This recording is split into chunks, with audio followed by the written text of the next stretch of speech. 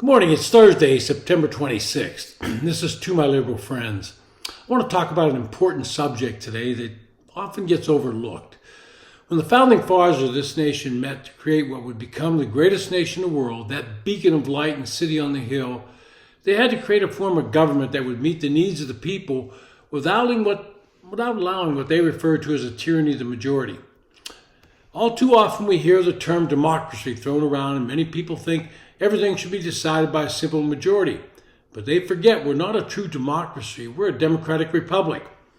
So let's digest that term. The Constitution established the United States as a democratic republic. It is democratic because the people govern themselves, and it's a republic because the government's power is derived from the people. That means our government, federal, state, and local, is elected by the citizens, but it has limits. In a simpler term, a republic is a representative government that is constrained, guided by a charter or constitution. I.e., we can vote on representatives who can create or change laws based on the Constitution and what it allows. Typically, constitutions preserve personal freedoms and rights, protecting you from politicians who would like to have those rights revoked, also known as preventing an individual or government from becoming all-powerful and ruling as they please regardless of the individual rights and freedoms. Now, under our form of government, the minority are protected from the majority running roughshod over their rights. To those that want everything by a majority vote, I would caution them. When Brown versus Board of Education was ruled by the court in 1954, there was not a majority support in the United States, but the courts correctly ruled in favor of civil rights. Nothing is a better example of how a republic should work than the U.S. Congress, and by that I mean the House of Representatives and the Senate. The House is the people's house, and the bills are passed by a simple majority. But the Senate is supposed to represent individual states, and it was not until the passage of the 17th Amendment that senators were directly elected by the people of a state. Prior to that, they were appointed by state legislatures. James Madison, one of the primary authors of the Constitution and the future fourth president, asserted that having state legislatures choose their senators in Congress would help give the states a sense of authority and legitimacy in selecting representatives for the federal government. George Mason argued further in Federalist Number 62 that having the state legislatures choose senators acts as a bulwark against federal overreach. Now, one benefit of having senators appointed by state legislatures was that most of them served 1 or 2 terms and then they were replaced. The thought of being a career politician never entered the minds of our founding fathers. The Senate was designed to be, metaphorically speaking, the cooling saucer to a hot cup of coffee.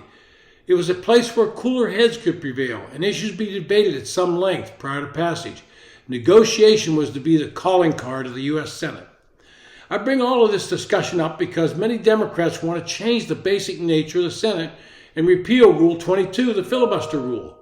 They tried to do it during the session of the Senate, but were thwarted by 2 Democratic independents, Joe Manchin and Kyrsten Sinema. Both of them went to great lengths to explain why they would not allow this drastic move. Trying to make the change was an attempt to be able to pass all the Biden agenda during the first 2 years of his administration. It's a short-sighted approach, and things like this have come back to haunt them in the past. You may remember when then Majority Leader Harry Reid, the Democrat from Nevada, changed the rule when it came to confirming judges. He did this so that Obama could get his left-wing nominees through the Senate. When the Republicans retook the Senate, they were able to confirm Trump's judicial nominees, including 3 to the Supreme Court, over Democratic objections. Now, there's a reasonable chance that the Republicans will be in the majority in the Senate next year, and that would put an end to this foolishness because they have committed to maintaining the rule. And you can be sure that the hypocrites on the Democratic side will utilize Rule 22 and filibuster on multiple occasions, and that will be their right. Well, Senator Sinema spoke out about this comment by Kamala Harris that she would abolish the filibuster to pass a national law on abortion rights. She succinctly said, quote, "To state the supremely obvious, eliminating the filibuster to codify Roe v. Wade also enables a future Congress to ban all abortions nationwide. What an absolutely terrible, short-sighted idea," end quote. This from a politician is decidedly pro-choice. The foolish idea would undo what the Founding Fathers had in mind for the Senate. It would see laws passed in one Congress only to be repealed in later Congresses when the majorities changed. The current rule requires both sides to negotiate. It forces them to temper their political desires and find common ground with the opposition party. That is what the Founding Fathers intended the Senate to be. It's what it should remain. So when you hear people say, let's abolish the filibuster, it's because they're looking at tomorrow and not next year. And they will rue the day they change the rule. This has been To My Liberal Friends. Thanks for listening.